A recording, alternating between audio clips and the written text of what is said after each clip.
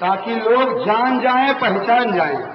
ابو لہب کو اللہ نے بے نقاب کر دیا، ولید ابن مغیرہ کو اللہ نے بے نقاب کر دیا، ابو جہل کو اللہ نے بے نقاب کر دیا، ابو لہب کو اللہ نے بے نقاب کر دیا۔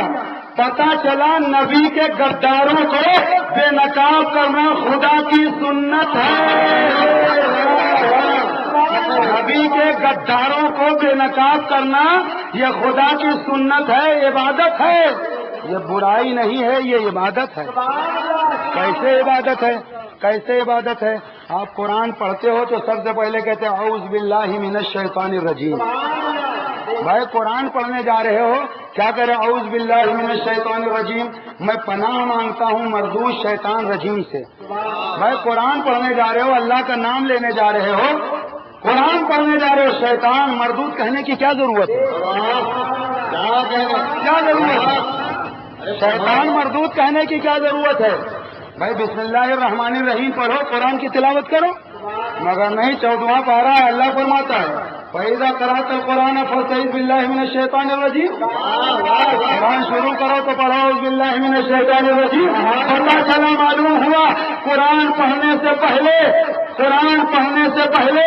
شیطان کو مردود کہو، شیطان کو رجیم کہو، اس کے بعد بسم اللہ پڑھ کر کے اللہ کو رحمان کہو، اللہ کو رحیم کہو۔ پتہ چلا اللہ کی منشا یہی ہے، پہلے اللہ اور رسول کے دشمن کو شیطان کہو، مردود کہو، پھر خدا کا نام لو، پھر قرآن کی تلاوت کرو۔ ایسے ہی ہم نبی کا ذکر کرنے سے پہلے نبی کے غدار کو شیطان کہتے ہیں، مردود کہتے ہیں، رجیم کہتے ہیں، اس لیے کہ پہلے نبی کے دشمن کو مردود کہہ دو، نبی کے دشمن کو رجیم کہہ دو، اس کے بعد قرآن پڑھو، قرآن کی تلاوت کرو، اللہ قبول فرمائے گا، اللہ قبول فرمائے گا۔ اس لیے ہم برائی انہی کی بیان کرتے ہیں، قرآن نے جس کی برائی بیان کیا ہے، اللہ نے جس کی برائی بتایا ہے، اور ہم اپنی طرف سے کسی کو کچھ نہیں کہتے۔ اتنا بڑا ٹھاٹھے مارتا ہوا مجمع ہے۔ سنو، آج جو میلاد النبی کی محفلیں قائم ہوتی ہیں، اب سنو میں بہت اہم بات کر رہا ہوں، غیر مقلدین کے پیشوا، نوٹ کر سکتے ہو تو نوٹ کرو، لکھ سکتے ہو تو لکھو۔ غیر مقلدین کے پیشوا شیخ الاسلام نواب صدیق حسن بھوپالی، غیر مقلدین کے پیشوا شیخ الاسلام نواب صدیق حسن بھوپالی اپنی کتاب الشمامۃ العنبریہ کے اندر لکھتے ہیں کہ رسول کریم صلی اللہ علیہ وسلم کا میلاد، رسول کریم صلی اللہ علیہ وسلم کا میلاد سن کر کے جو خوشی نہ منائے اور اس نعمت پر اللہ کا شکر نہ کرے وہ مسلمان نہیں ہے، سنی نہیں کہتا ہے۔ یہ غیر مقلدین کے پیشوا الشمامۃ العنبریہ کے اندر لکھتے ہیں کہ جو نبی کی میلاد کا حال سن کر کے خوشی نہ منائے اور اس نعمت یعنی نعمتیں جو مصطفیٰ جان رحمت اللہ کی نعمت ہیں، کہتے ہیں اس پر اللہ کا شکر نہ ادا کرے وہ مسلمان نہیں ہے۔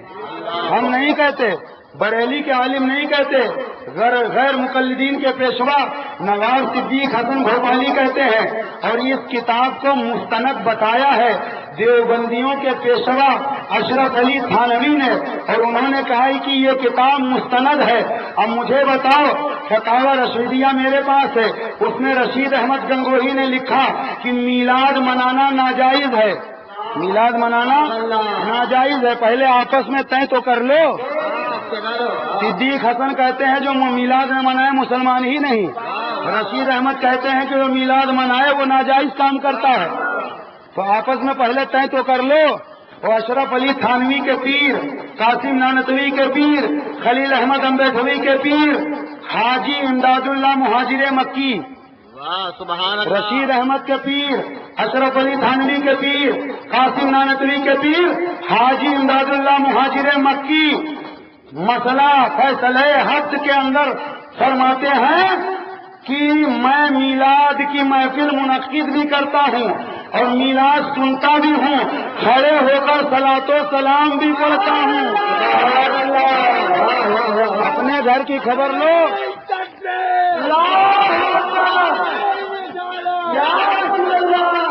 اپنے گھر کی خبر لو، اشرف علی کے پیر میلاد پڑھتے بھی ہیں، میلاد سنتے بھی ہیں، رشید احمد کے پیر میلاد سنتے بھی ہیں، میلاد پڑھتے بھی ہیں، کھڑے ہو کر درود و سلام بھی پڑھتے ہیں اور کہتے ہیں میں قیام میں لذت پاتا ہوں۔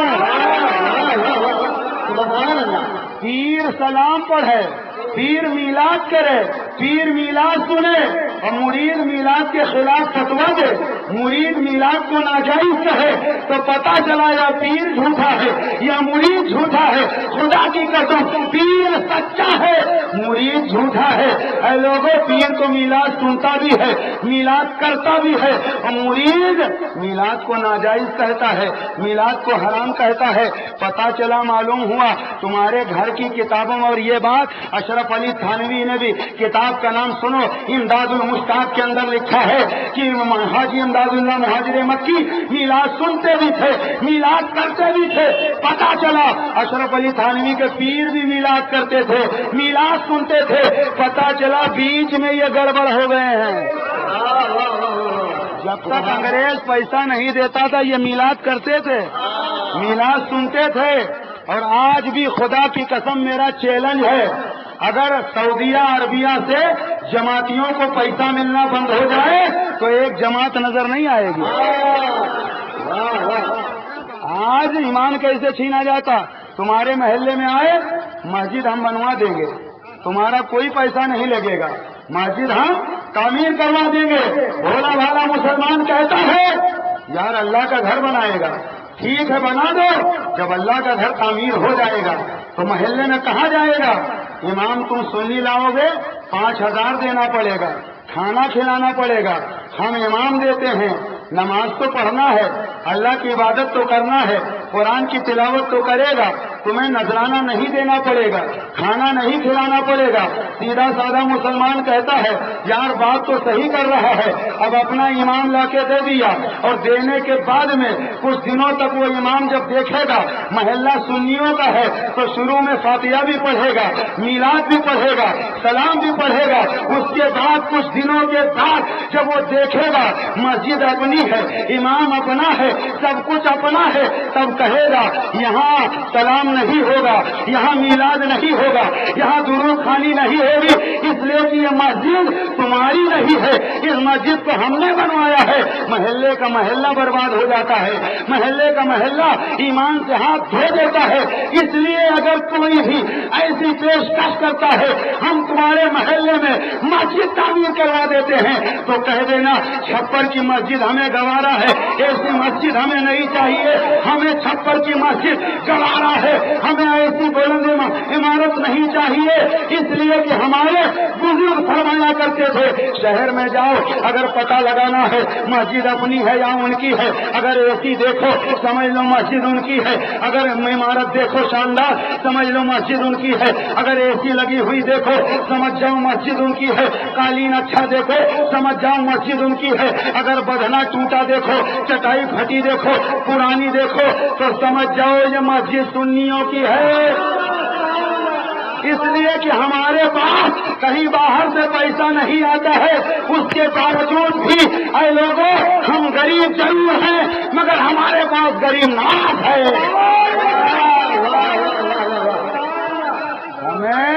ہمیں ان کا پیسہ نہیں چاہیے، غریب نواز کی بارگاہ ہمارے لیے کافی ہے۔ اس لیے کوئی بھی اگر آ کے آپ سے کہتا ہے 40 دن کے لیے اپنے بیٹے کو ہمارے ساتھ بھیج دو تو خبردار مت بھیجنا۔ اور ہمارے علماء اہل سنت کی بھی ذمہ داری یہ ہے کہ وہ اپنے محلے کو دیکھیں اور اپنے شہر میں دیکھیں کہ کس کا ایمان لوٹا جا رہا ہے۔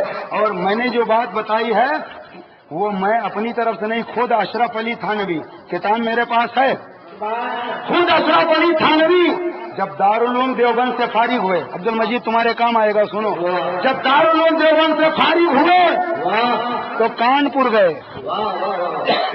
جب اشرف علی تھانوی دیوبند سے فارغ ہوئے تو وہ کانپور گئے۔ ارے بٹھانے کی کوشش مت کرو بھائی، جو جہاں ہے سن رہا ہے سننے دو، جو جیسے سن رہا ہے سننے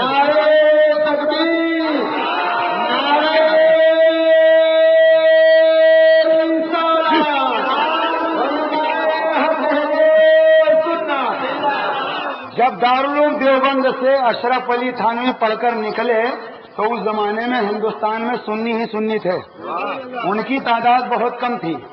جب یہ پڑھ کر فارغ ہوئے تو ان کی مسجدیں تھی نہیں، تو امامت کہاں کریں، کہاں پڑھائیں؟ یہ کتاب میں ہے تو یہ کہاں گئے؟ کانپور گئے، اور کانپور میں ایک سنیوں کے مدرسے میں اور مسجد میں سنی بن کر کے کئی سال تک امامت کرتے رہے، سنی بن کر کے۔ جب ان کے استاذ کو پتا چلا تو خط لکھا کہ ہم نے تمہیں کیا پڑھایا، تم کیا کر رہے ہو؟ تو جواب انہوں نے کیا دیا کہ ہم اندر اندر سے اپنا کام کر رہے ہیں، ہم اندر اندر سے اپنا کام کر رہے ہیں، اور ہم دھیرے دھیرے اپنا کام کر رہے ہیں۔ میلاد اس لیے پڑھ رہے ہیں کہ 90% یہاں کی عوام سنی ہے، اگر میلاد نہیں پڑھیں گے تو پھر یہ ہمیں نکال دیں گے، یہ ہمیں نکال دیں گے۔ سنی بن کر کے کئی سال تک ان کے گرو گھنٹال اشرف علی تھانوی سنی بن کر کے امامت کرتے رہے۔ آج بھی بدعقیدہ بہت ساری جگہوں پر سنی بن کر کے امامت کر رہے ہیں۔ اگر گھنٹوں نبی کا ذکر بندہ کرتا ہے تو 2 لمحے مصطفیٰ پر سلام کیوں نہیں پڑھتا؟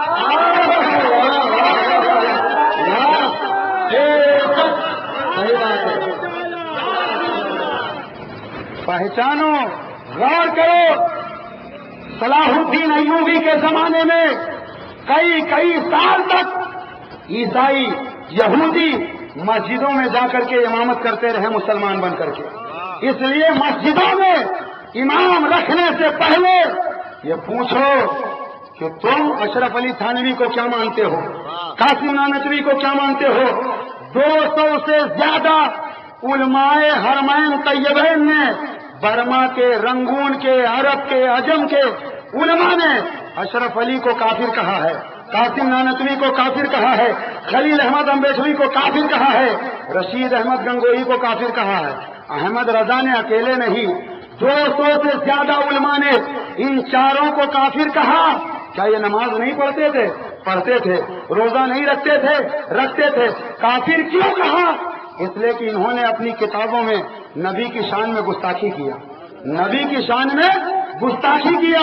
200 سے زیادہ علماء نے انہیں کافر لکھا اور کہا من شک فی کفر ہی و عذاب ہی فقط کفر، جو ان کو کافر نہ مانے وہ خود کافر ہے، کافر نہ مانے وہ خود کافر ہے، جو ان کو کافر نہ مانے وہ خود کافر ہے۔ اے لوگوں، اگر کوئی ان کو رحمت اللہ علیہ کہتا ہے تو یقیناً ان کو مسلمان جانتا ہے، اور جو ان کو مسلمان جانتا ہے ہم اسے کافر جانتے ہیں، کوئی شک نہیں، ہم اسے کافر جانتے ہیں۔ کہتے یار سنی ہے، سنی ہے، سنی ہے، ہم کہتے ہیں سنی ہے تو اشرف علی کو کہتا کیا ہے، قاسم نانوتوی کو کہتا کیا ہے، خلیل احمد کو کہتا کیا ہے؟ ارے گھنٹوں ذکر ہوتا ہے اور 2 منٹ کے لیے گھٹیا بیار ہو جاتا ہے، کیا ہو جاتا ہے؟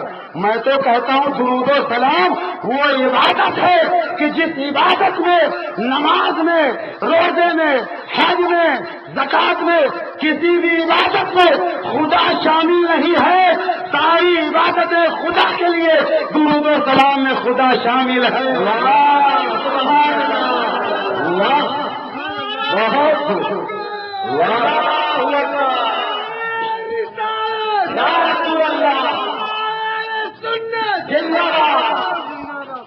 درود و سلام میں خدا شامل ہے۔ اللہ فرماتا ہے میں بھی درود و سلام بھیجتا ہوں۔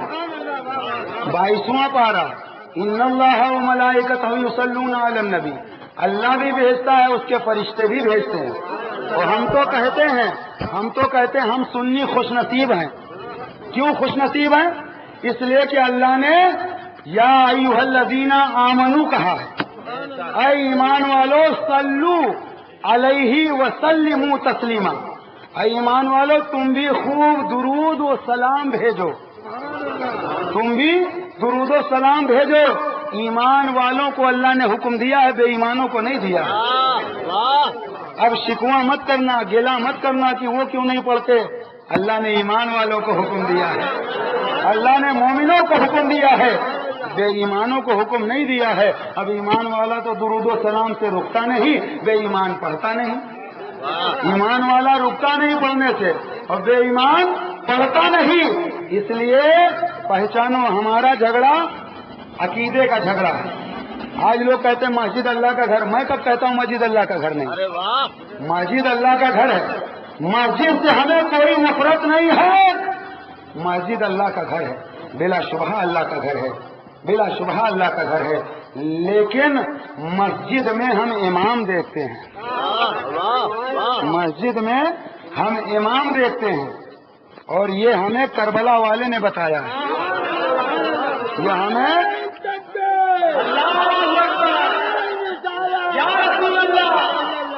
22,000 کا لشکر ایک طرف, 72 امام حسین کے ماننے والے ایک طرف. میرے امام حسین نے امام دیکھا ہے, علی اکبر نے امام دیکھا ہے, علی اکبر کے چاہنے والوں نے امام دیکھا ہے. 22,000 ایک طرف, 72 ایک طرف.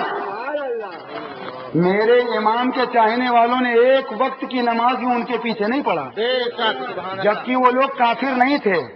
یزید کے ماننے والے اور یزید اس وقت جب تک امام حسین کو اس نے قتل نہیں کیا تھا کافر نہیں تھا, مسلمان تھا. مسلمان تھا قتل حسین سے پہلے, فاسق و فاجر تھا, بے نمازی تھا, مگر کافر نہیں تھا. کیونکہ قرآن ادھر بھی, قرآن ادھر بھی, نماز ادھر بھی, نماز ادھر بھی. مگر وہ حسین کے ماننے والوں نے ایک وقت کی نماز بھی ان کے پیچھے نہیں پڑھی. لوگ کہتے ہیں بڑی جماعت ہوتی ہے, بہت زیادہ لوگ ہوتے ہیں, تو ہم حسین کے ماننے والے ہیں, بڑی جماعت دیکھ کر بہکنے والے نہیں ہیں. میرے حسین کے ماننے والوں نے 72 تن نے ایک طرف چھوٹی جماعت بنا کر نماز پڑھ لیا, مگر 22,000 کے پیچھے نماز نہیں پڑھا. اس لیے کہ اگر امام اچھا ہوتا ہے تو پھر ہم تعداد نہیں دیکھتے ہیں, ہم عقیدہ دیکھتے ہیں, ایمان دیکھتے ہیں. اور اگر امام کا عقیدہ صحیح نہیں ہے تو پھر ہم جماعت نہیں دیکھتے, بڑی تعداد نہیں دیکھتے ہیں. اور یہ سبق ہمیں کربلا سے حسین نے دیا ہے.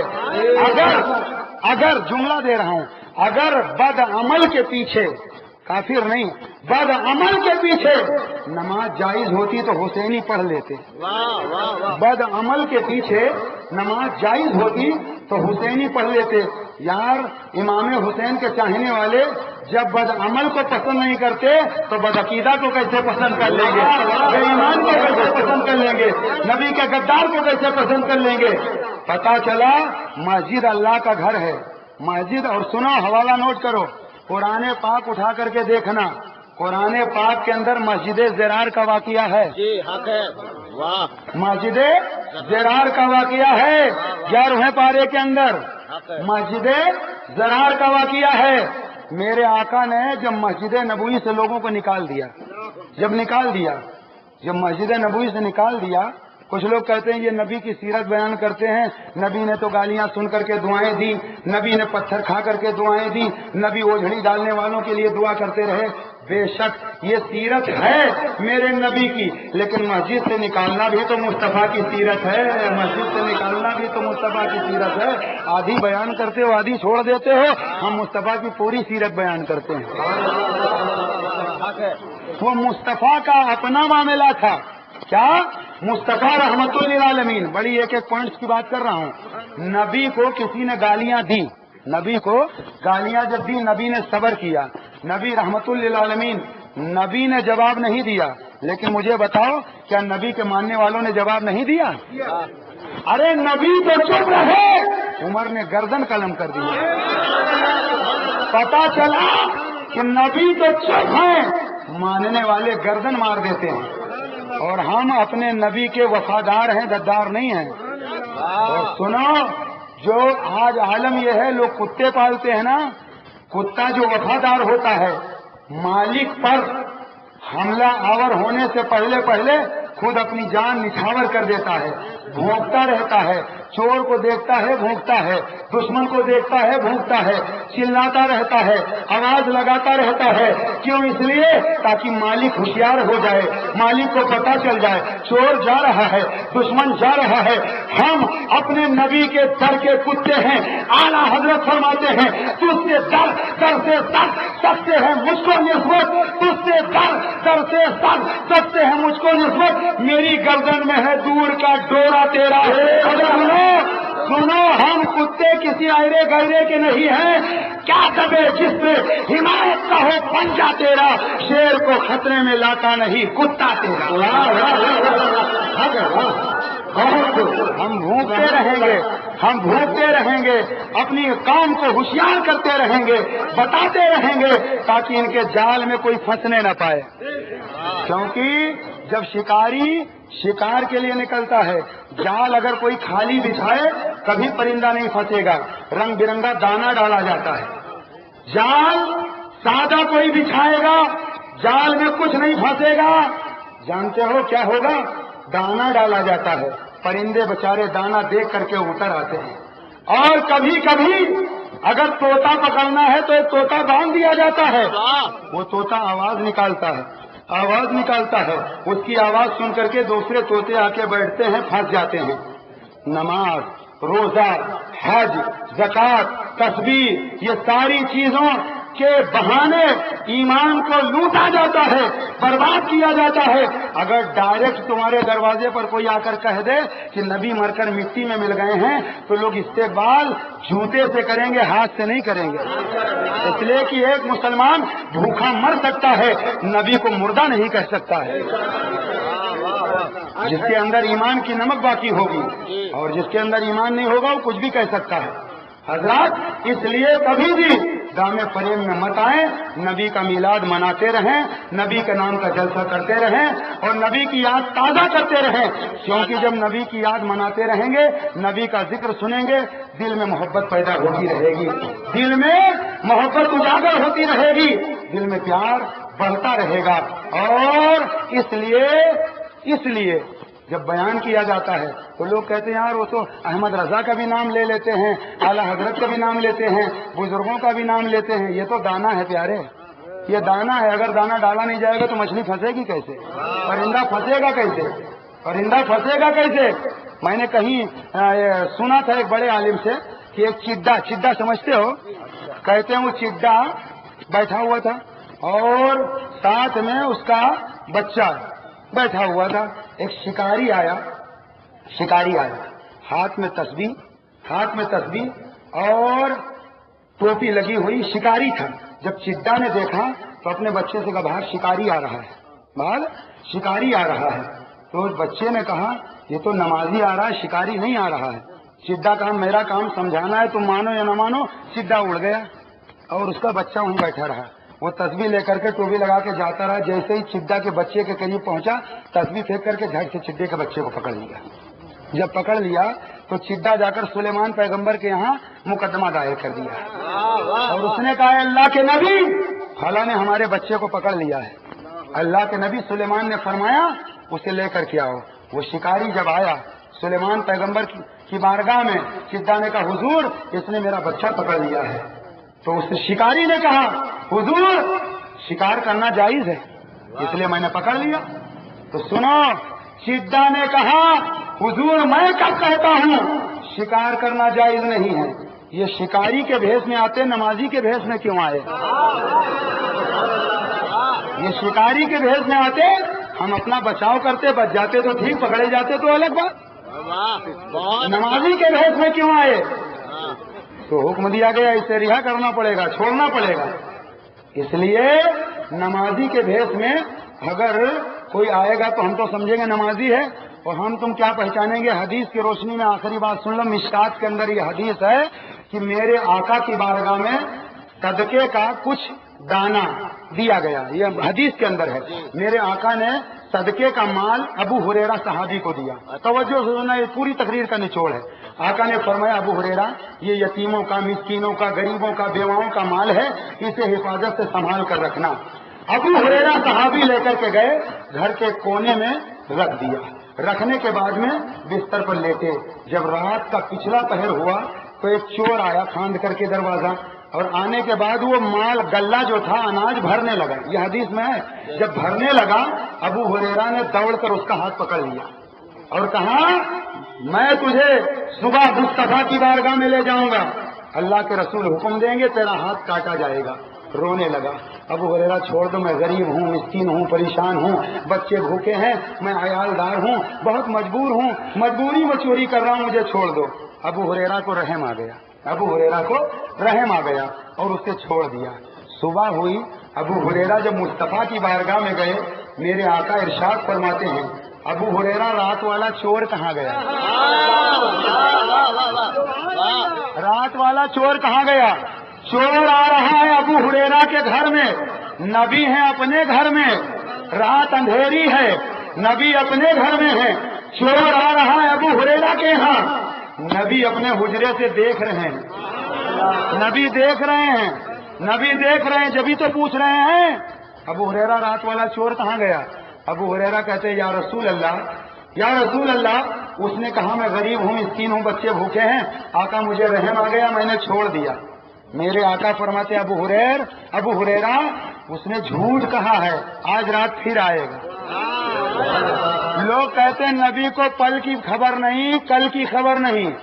جو ہو چکا نبی وہ بھی بتا رہے ہیں, جو ہوگا نبی وہ بھی بتا رہے ہیں. کل آیا تھا نبی بتا رہے ہیں, آج پھر آئے گا نبی بتا رہے ہیں. ابو ہریرہ کہتے ہیں میرا یقین کامل ہو گیا. سورج نہ نکلے یہ ہو سکتا ہے, چاند نہ نکلے یہ ہو سکتا ہے, سورج پورب کے بجائے پچھم سے نکلے یہ ہو سکتا ہے. نبی نے کہہ دیا جھوٹ ہو نہیں سکتا. نبی نے کہہ دیا تو چور ضرور آئے گا, آئے گا. صحابہ کا ایمان تو دیکھو اور ان کا چوروں کا ایمان دیکھو. صحابہ کا بھروسہ دیکھو. کہتے ہیں کہ میرا یقین ہو گیا. گھر گئے, فرماتے ہیں آج رات میں جاگ رہا تھا, جب رات کا پچھلا پہر آیا پھر وہی چور آیا, اور آنے کے بعد گلہ جلدی جلدی بھرنے لگا. کہتے میں نے پھر اس کا ہاتھ پکڑ لیا, پھر وہ رونے لگا. ابو ہریرہ چھوڑ دو, میں پریشان ہوں, عیالدار ہوں, اب نہیں آؤں گا. ابو ہریرہ آج چھوڑ دو, اب نہیں آؤں گا. ابو ہریرہ کو رحم آ گیا, اسے چھوڑ دیا. صبح جب نبی کی بارگاہ میں گئے, میرے آقا نے مسکرا کے پوچھا ابو ہریرہ رات والا چور کہاں گیا؟ کہتے ہیں آقا وہ آیا تھا, ایسا ایسا ہوا, میں نے چھوڑ دیا. آقا فرماتے ہیں آج پھر آئے گا. ماضی کی, مستقبل کی, حال کی, تینوں زمانے کی مصطفیٰ بات بتا رہے ہیں. اب بھی کہو گے نبی کو علم غیب نہیں ہے. آقا فرماتے پھر آئے گا. ابو ہریرہ کہتے ہیں میں گھر گیا اور رات کا پچھلا پہر ہوا, میں نے دیکھا وہ پھر آیا, گلہ بھرنے لگا. ابو ہریرہ نے کہا 2 دن تو میں نے چھوڑ دیا, اب نہیں چھوڑوں گا, آج میں تجھے ضرور لے چلوں گا مصطفیٰ کی بارگاہ میں. وہ کہنے لگا ابو ہریرہ آج چھوڑ دو, میں تمہیں وظیفہ بتاتا ہوں, اس وظیفے کو پڑھ لینا. آج کے بعد سے نہ میں آؤں گا نہ کوئی دوسرا چور آئے گا. وظیفہ بتا دے رہا ہوں. ابو ہریرہ کہتے ہیں میں سوچنے لگا یا اللہ یہ کیسا چور ہے, چوری بھی کر رہا ہے وظیفہ بھی بتا رہا ہے, چوری بھی کر رہا ہے وظیفہ بھی بتا رہا ہے. کہتے ہیں مجھے رحم آ گیا, میں نے چھوڑ دیا. سویرا ہوا, نبی نے فرمایا ابو ہریرہ کیا ہوا؟ کہتے ہیں یا رسول اللہ اس نے کہا میں وظیفہ بتاتا ہوں, وظیفہ پڑھ لینا, آج کے بعد چور کبھی نہیں آئے گا. میرے آقا فرماتے ہیں وظیفہ اس نے سچا بتایا ہے, وظیفہ اس نے سچا بتایا لیکن خود بہت بڑا جھوٹا ہے. وظیفہ سچا بتایا ہے لیکن خود بڑا جھوٹا ہے. آقا فرماتے ہیں وظیفہ کیا بتایا؟ ابو ہریرہ نے کہا یا رسول اللہ اس نے کہا جب بستر پر جاؤ, تم لوگ بھی یاد کر لینا وظیفہ, جب بستر پر جاؤ تو آیت الکرسی پڑھ لیا کرو. جس گھر میں آیت الکرسی کی تلاوت کر لی جاتی ہے وہ گھر چوری سے محفوظ رہتا ہے, وہ گھر آگ لگنے سے محفوظ رہتا ہے, وہ گھر ڈاکوؤں سے محفوظ رہتا ہے, وہ گھر چوریوں سے محفوظ رہتا ہے. آقا نے فرمایا ابو ہریرہ وظیفہ تو سچا بتایا لیکن خود جھوٹا ہے. اب سنو پتے کی بات. آقا فرماتے ابو ہریرہ تم جانتے ہو 3 دن سے لگاتار آنے والا چور کون ہے؟ آقا پوچھتے ہیں کس سے؟ صحابی سے. اور صحابی سے آقا پوچھتے ہیں 3 دن تک لگاتار آنے والا چور کون ہے جانتے ہو؟ تو ابو ہریرہ کہتے ہیں اللہ عالم و رسول, اللہ جانے, اس کے بتانے سے رسول اللہ جانے. آقا فرماتے ہیں حدیث کے الفاظ, آقا فرماتے ہیں ذالک الشیطان, آقا فرماتے 3 دن لگاتار آنے والا شیطان ہے، بے شک 3 دن چور بن کر کے آنے والا شیطان ہے، 3 دن تک آنے والا شیطان ہے۔ میں کہنا کیا چاہتا ہوں، ابو ہریرہ نبی کے پیچھے نماز پڑھتے تھے، نبی کے صحابی تھے، 3 دن تک لگاتار شیطان چور بن کر آتا رہا، صحابی پہچان نہ سکے۔ واہ واہ واہ واہ واہ 3 دن تک شیطان چور بن کر کے آیا، صحابی پہچان نہ سکے، نبی کی صحبت میں رہتے تھے پہچان نہ سکے، نبی کے پیچھے نماز پڑھتے تھے پہچان نہ سکے۔ جب صحابی نبی کی بارگاہ میں رہنے والے چور کو پہچان نہ سکے، شیطان چور کی صورت میں آتا رہا، تم کہتے ہو کہ ہم پہچان لیں گے، تم کہتے ہو ہم پہچان لیں گے، اتنے مکار ہوتے ہیں یہ شیطان، تم پہچان نہیں پاؤ گے، تم پہچان نہیں پاؤ گے۔ پہچاننا ہے تو اعلیٰ حضرت کے غلام بن جاؤ، پہچانتا ہے تو غوث اعظم کے غلام بن جاؤ، پہچاننا ہے تو اولیاء کے غلام بن جاؤ، پہچاننا ہے تو نبی کے سچے عاشق بن جاؤ۔ اور یاد رکھو، اگر گھر میں چوری ہو جائے گی دوبارہ مال جمع ہو سکتا ہے، لیکن ایمان چلا گیا تو پھر تمہارا ٹھکانہ جہنم میں ہوگا۔ اس لیے ایمان بچانا ضروری ہے اور چوروں سے ہوشیار رہنا ہے۔ چور 2 طرح کے ہوتے ہیں، ایک ایمان کے چور، ایک مال دولت کے چور، ایک مال دولت کے چور، ایک ایمان کے چور۔ ان دونوں چوروں سے ہمیں بچنا ہے۔ اور اعلیٰ حضرت فرماتے ہیں سونا جنگل، رات اندھیری، چھائی بدلی کالی ہے، سونے والوں جاگتے رہیو، چوروں کی رکھوالی ہے۔ سونے والوں جاگتے رہیو، چوروں کی رکھوالی ہے۔ ہم بھروسہ کس پہ کریں؟ کس پہ کریں؟ نماز پڑھنے والا، روزہ رکھنے والا، بیان کرنے والا، ہم کس پہ بھروسہ کریں؟ اے لوگوں، پہچان پیدا کرو اور معلوم کرو اور دیکھو، نبی کا عشق اگر ہے دل میں، نبی کا پیار ہے، کچھ نہیں جائے گا پیارے، صرف نبی کا پیار ساتھ میں جائے گا، نبی کی محبت جائے گی، نبی کا عشق جائے گا۔ اور کچھ لوگ کہتے ہیں کہ تم قریب سے دور جاتے ہو، قریب سے دور جاتے ہو، نمازیں پڑھ لیا کرو، تو کان کھول کر کے سنو، کان کھول کر کے سنو کہ اپنا ایمان بچانا ضروری ہے۔ ہم لوگ تو حرم محترم میں گئے، کعبے کے لیے گئے، مزدلفہ کے لیے گئے، مینا کے لیے گئے، عرفات کے لیے گئے، لیکن ان بدعقیدہ کے پیچھے ہم نے نمازیں نہیں پڑھی ہیں، ہم نے ان کے پیچھے نمازیں نہیں پڑھی ہیں، اس لیے کہ ہم ان کے لیے نہیں گئے تھے، ہم کعبے کے لیے گئے تھے، گنبد خضرا کے لیے گئے تھے، ہم سنہری جالی کے لیے گئے تھے، اور ہم مدینہ طیبہ کے لیے گئے تھے، ہم ان کے لیے نہیں گئے تھے۔ اور 1924 تک جب تک ترکی کی حکومت رہی، سلام بھی ہوتا رہا، فاتحہ بھی لوگ پڑھتے رہے، میلاد بھی ہوتا رہا۔ جب سے دجالوں نے قبضہ کیا، جب سے انہوں نے یہ پابندی لگائی۔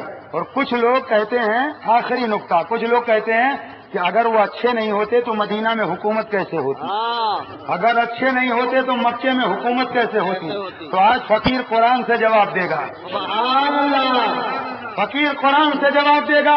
اللہ فرماتا ہے عاملۃ ناصبۃ تصلی نارا حامیہ، اللہ فرماتا ہے کچھ لوگ عمل کریں گے، کچھ لوگ عمل کریں گے، مشقتیں اٹھائیں گے، بدلہ بھڑکتی ہوئی جہنم کی آگ ہوگی۔ کچھ لوگ محنت کریں گے، عمل کریں گے، مشقت اٹھائیں گے، اللہ کہتا ہے اس کا بدلہ جہنم کی بھڑکتی ہوئی آگ ہوگی۔ پہرا تم دو گے، جھاڑو تم لگاؤ گے، موجود تم رہو گے، سلام ہم پڑھیں گے، زیارت ہم کریں گے، سنہری جالی ہم چومیں گے، مصطفیٰ کا روزہ ہم دیکھیں گے، جھاڑو تم لگاؤ گے، وہاں ڈیوٹی تم کرو گے، لیکن اس کے باوجود بھی غداری رسول کی بنیاد پر تم جہنم میں جاؤ گے، عشق رسول کی بنیاد پر ہم جنت میں جائیں گے۔ وہاں بھی دور ہو، ہم رسول اللہ کے، جنت رسول اللہ۔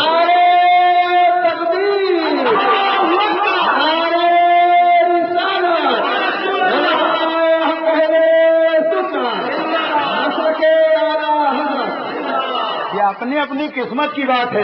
کوئی جھاڑو لگا رہا ہے, کوئی روک رہا ہے, اور کوئی وہاں سلام پڑھنے پہ پابندی لگا رہا ہے, اور کوئی ایسا ہے کہ دل ہولے ہولے کہہ رہا ہے, چپکے چپکے کہہ رہا ہے. دور و نزدیک کے سننے والے وہ کانے لالے کرامت پہ لاکھوں سلام. غور سے سن تو رضا, کعبے سے آتی ہے دگا. میری آنکھوں سے میرے پیارے کا روزہ دیکھو, میری آنکھوں سے میرے پیارے کا روزہ دیکھو. یہ اپنی اپنی قسمت کی بات ہے. محنت تم کر رہے ہو, جھاڑو تم لگا رہے ہو, صفائی تم کر رہے ہو, وہاں سب کچھ تم کر رہے ہو, اس کے باوجود بھی تم روزے کو چوم نہیں رہے ہو, سنہری جالی کا بوسہ نہیں پا رہے ہو. یہ میرے نبی کا کرم ہے, کرم. واہ واہ واہ واہ. تفسیر روح البیان میں ہو. فخر نہ کرو, خوشی مت مناؤ کہ اگر ہم وہاں مر گئے تو سیدھے جنت میں چلے جائیں گے. تفسیر روح البیان میں اسماعیل حقی نے تحریر کیا ہے, اگر کوئی غدار مکے میں مرتا ہے یا مدینے میں مرتا ہے تو راتوں رات فرشتے اس کی لاش کو نکال کر کے الگ پھینک دیتے ہیں. عاشق رسول دنیا میں کہیں مرتا ہے, اس کی لاش کو نکال کر فرشتے مدینے میں پہنچا دیتے ہیں, مدینے میں پہنچا دیتے ہیں.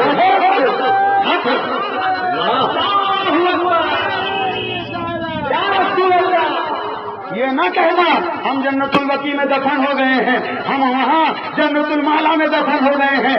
اگر گستاخی رسول کی بنیاد پر مرے ہو تو راتوں رات فرشتے نکال کر کے تمہیں الگ پھینک دیں گے اور عاشق رسول کو وہاں پہنچا دیں گے. اور اس پہ تاریخ ہے, میں بتاؤں گا انشاءاللہ اگلے جلسے میں. السلام علیکم. کھڑے ہو جائیں گے. ماشاء اللہ.